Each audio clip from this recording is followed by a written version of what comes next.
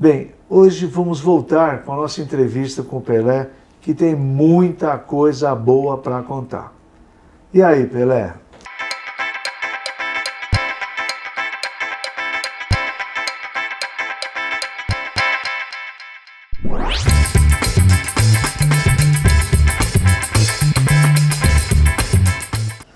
Agora, uma outra coisa que hoje se vê muito por conta da sobrecarga, overtraining, os jogadores jogam muito, pouco tempo de treinar, são as lesões musculares. Você não teve muito, você teve uma lesão importante Mais muscular, séria, né, mais séria. Agora, como era tratar a lesão muscular há 60 anos atrás? O que se fazia? Você tinha lá um estiramento, tinha uma fisgada, o que acontecia em seguida? Então, é engraçado porque naquela época tinha várias, né, contusões, várias distensões, né, até às vezes rompimento de... Mas não era tanto como se vê agora. Eu acho que a obrigação do exercício, da ginástica, do trabalho agora, é que leva a tantas contusões, da competição. Tal. Naquela época não era assim. Mas... O que se fazia para tratar uma lesão muscular? Compensação, naquela época demorava 2 meses para voltar de uma contusão de joelho ou tornozelo e tal, ou uma distensão, e agora no máximo 10, 15 dias com os recursos que tem agora. Isso aconteceu comigo, por isso que eu falo. Muitas vezes tinha um entorse, né, no tornozelo, saía do campo, saía do jogo, tornozelo desse tamanho, inchado, então o médico falava, você não vai para casa agora depois do jogo, fica aí, ou então vai ficar amanhã de manhã, já vinha com um balde de gelo, enchia o balde de gelo, e aí, pro pé, e aí do outro lado um balde de água quente.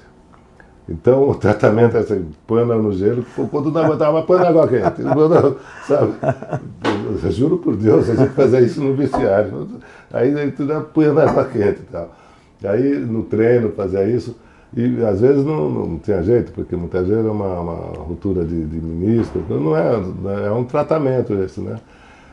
Para você ver como no nosso tempo a gente sofria, e eu acho que a gente não deixou a desejar, não, mesmo sofrendo daquele jeito. Agora não, agora é diferente. Agora hoje o pessoal tem o recovery, tem a banheira de água gelada, as coisas mudam. Mas em relação à lesão muscular, eu vou te falar, ainda se faz muito do que se fazia 60 anos atrás. Continua sendo gelo, a compressão, enfaixamento, continuam sendo os carros-chefes a despeito de toda a evolução que teve a medicina esportiva. Então você não estava errado naquela época, não. Mas a recuperação, né, atual é bem mais rápida. Sim, tem, né? mais recursos, tem mais recursos.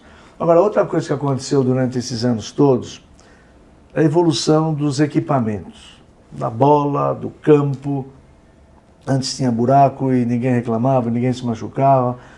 Mas principalmente chama atenção, em alguns documentários que eu vi, na chuteira. Então você é de uma época onde a chuteira era uma chuteira de couro, tinha o cravo embaixo, quando não passava o sebo de carneiro no couro ali para deixar ela lustrosa, amaciar a chuteira. Né? E hoje a coisa é tudo sob medida, é molinho, assim, assado, cravo quadrado, quadro retangular. Qual foi a tua percepção disso aí? Você acha que na época vocês tinham alguma noção disso? Pensava na chuteira? Não, a gente não pensava, mas teve uma evolução tremenda, né? Tremenda. Eu me lembro, uma coisa pra gente foi um escândalo. Acho que foi na Copa do Mundo da Suécia, não sei se foi 58 ou já foi na de 62 no Chile, que as empresas de chuteiras começaram a fazer publicidade e procurar os jogadores mais conhecidos, até já naquela época? Né? Já naquela época, não sei nem se é bom falar os nomes, mas já tinha algumas que hoje são conhecidas, estavam começando naquela época.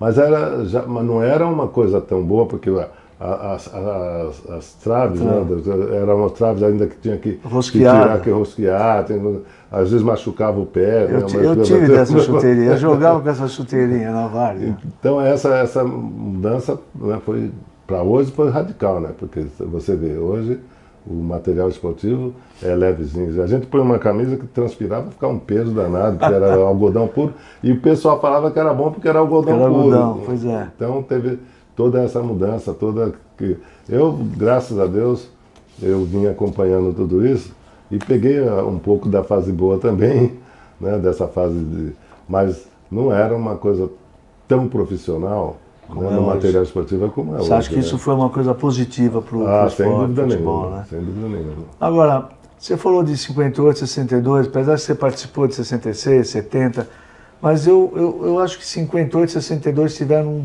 gostinho especial na tua vida de seleção brasileira. Era um garoto, estava começando, aquela cena de você chorando no final é uma coisa inesquecível na cabeça de qualquer um de nós. Conta alguma história dessa época 58, 62, onde tinham verdadeiros craques da bola, senhores da bola, e tem alguns mitos. Exemplo, Garrincha. Era tudo isso que fala, a história do rádio, não fala inglês, aquela coisa. Como é que é esse negócio? Você lembra de alguma história boa? Em termos de futebol, de técnica, eu acho que não teve ninguém igual o Garrincha na facilidade que ele tinha. Né? Garrincha e outros jogadores da época.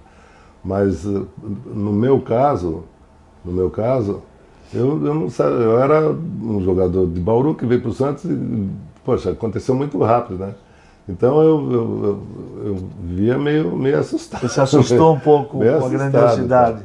E já foi comentado, né, várias vezes isso, mas quando a gente chegou na Suécia, na Copa do Mundo, era a Copa do Mundo, chegou na Suécia, eu olhava, ficava olhando, estava no campo olhando. E aí quando tinha as entrevistas, né, aquele monte de loiras, né, suecas que vinham, o repórter, a gente tinha saído do Brasil que não podia nem olhar para o lado, fala, meu Deus do céu, será que é assim? Mas as coisas foram mudando, né? Foram mudando. Agora, com respeito à educação dos jogadores, realmente tinha umas coisas folclóricas, coisas engraçadíssimas. Eu me lembro de uma que você falou do Garrincha, tem várias, mas as que foram mais importantes, que eu me lembro, foi uma do Garrincha, porque essa eu estava junto. Nós estávamos, como que é que a gente... Acho que nós fomos fazer uma compra. Eu acho que era radinho de pilha, não sei se foi 62 ou foi 58, mas foi... Aquele radinho estica ali. Aquele radinho de pilha que não tinha no Brasil.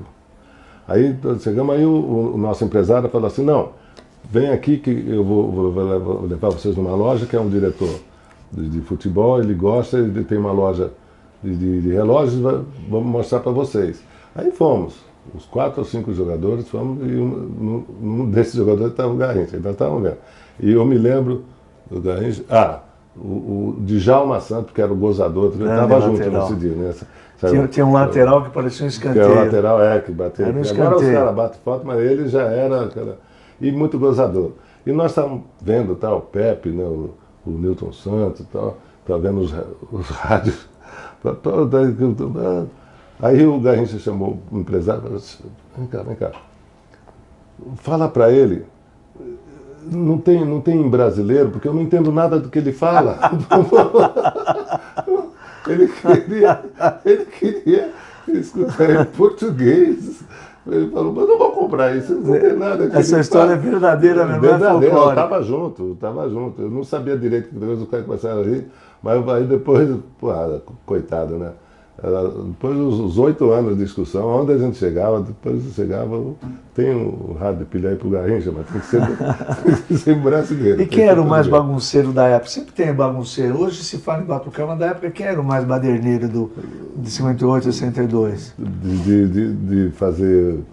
Brincadeira entre vocês. Complicação para o pessoal. Nós tínhamos, na época, tinha o Vavá. Peito de aço. Centroavante. Camisa número 9, foi a primeira que te deram, aliás, número 9, você não começou com a 10. Com a 9, né? E o Vavá, ele era um pouco mais instruído que a gente, né? É mesmo? Vamos lá. E muitas vezes ele aprontava cada uma na rua, acertava, falava pro pessoal, aí o pessoal vem falando, ele falava assim, foi aquele rapaz, coisa do Vavá. Ele aprontava a gente não sabia nem o que era Europa, né? Mas o Zito também era sarcástico para chuchu. O Zico. O Zito. Zito. O Zito também era. Mas, pô, foi uma escola maravilhosa. Agora, tem rumores por aí que o Pelé teria sido corintiano quando era criança. Agora, por que você castigou tanto o Corinthians durante a sua vida? Bom, em primeiro lugar, tem uma veracidade nessa história. Opa, tá vendo? Sabia que tinha alguma coisa. Até um ponto. Eu já falei isso algumas vezes, mas depois que aconteceu com o Santos, o pessoal não acredita muito.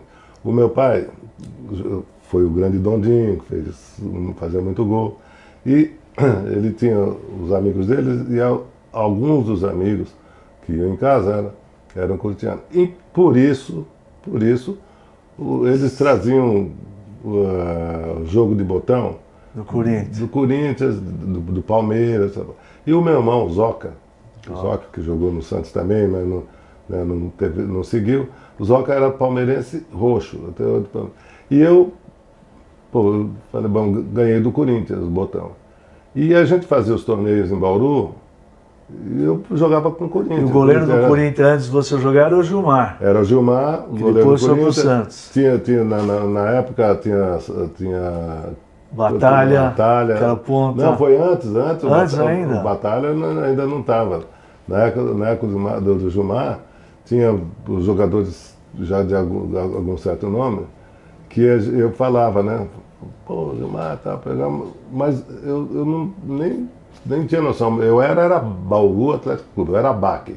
Porque tinha o Baque no Noroeste. Eu era Baque porque eu joguei no Baquinho e tudo. Mas por causa disso, o pessoal falava que eu era corintiano. Pô, aí quiseram até que eu fosse no Corinthians, que eu estava no Baquinho, eu ia fazer um teste no Corinthians. Por que o Valdemar de Brito não te levou para o Corinthians? Aí o Valdemar de Brito, você vê, o Valdemar de Brito que conhecia o deputado até Jorge Cury, ele falou, não, eu vou levar você para um time que é de jovem, está começando, não sei o que aí. Eu nem sabia se ele nem, mas meu pai falou, vai treinar no Santos. Aí eu fiquei no Santos. Mas na realidade isso é real. O meu time de botão era Corinthians. Você castigou muito. Mas é isso que eu falei caramba, o meu time de botão era Corinthians, depois que eu vim para o Santos, começou a dar tudo certo. O Santos jogava contra o Corinthians. O Corinthians ganhava tudo. Dava tudo certo. Eu me lembro passou 15 anos sem perder, eu falei, pô... Eu estava com meu neto, Pedro, que é corintiano fanático, fomos na sua casa, e eu fiz essa pergunta para você, e você me respondeu de uma forma que meu neto falou, que coisa. Você falou assim, o Corinthians foi muito bom para mim. Eu não podia ter raiva do Corinthians, né? Deu tanta alegria, né? Deu tanta alegria. Pois é. Eu falo isso ainda para os corintianos. Fala, não, você tem a raiva do Corinthians. Eu falo, não tenho raiva do Corinthians, eu nunca tive raiva do Corinthians. Mas eu tenho que agradecer, porque foram tão bons para mim, me deram tantos bichos, tantos prêmios. Bom, Pelé, nosso papo está muito agradável, né? Mas nós precisamos dar uma pausa e continuar na semana que vem. E aí eu lembro a você que na semana que vem, então, teremos uma continuidade desse nosso bate-papo. Ele tem muita coisa para contar. A gente acha que a vida dele é um livro aberto, todo mundo sabe tudo, mas tem detalhes aí que é só ele falando que a gente consegue realmente medir, avaliar quão importante é essa figura, quão genial é essa pessoa chamada Pelé Edson Arantes do Nascimento.